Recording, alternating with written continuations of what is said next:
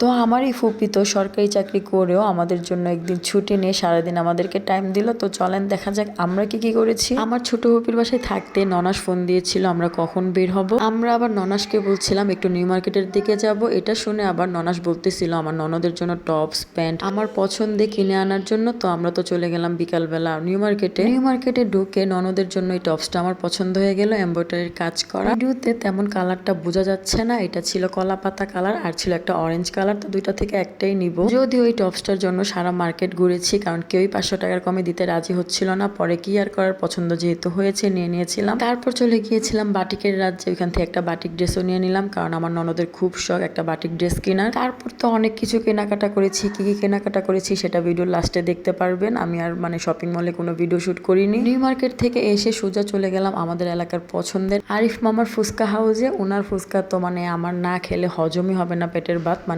যখনই আসবো আমার খেতেই হবে, একবার হলেও খেতে হবে। যেহেতু এবার টাইম কম নিয়ে এসেছি তো একবার তো বানতে হয়, তাই না?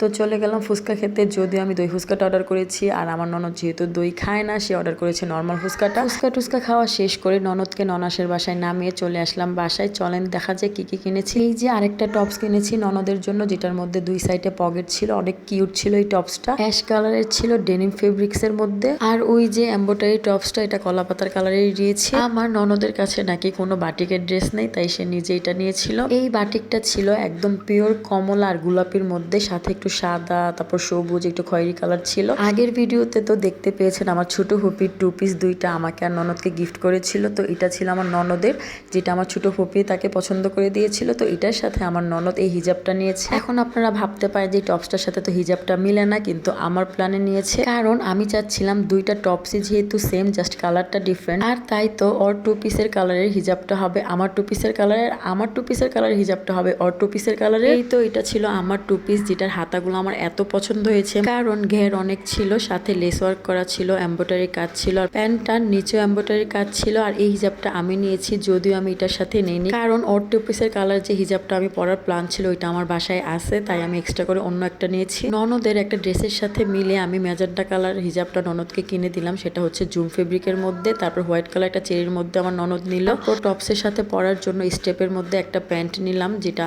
অ্যাশ কালার টাইপের ছিল। তারপর ক্রিম বা অফ হোয়াইট যাই বলেন না কেন, একটা ব্যাগ নিল আমার ননদের, সাথে নিল এই স্যান্ডেলটা।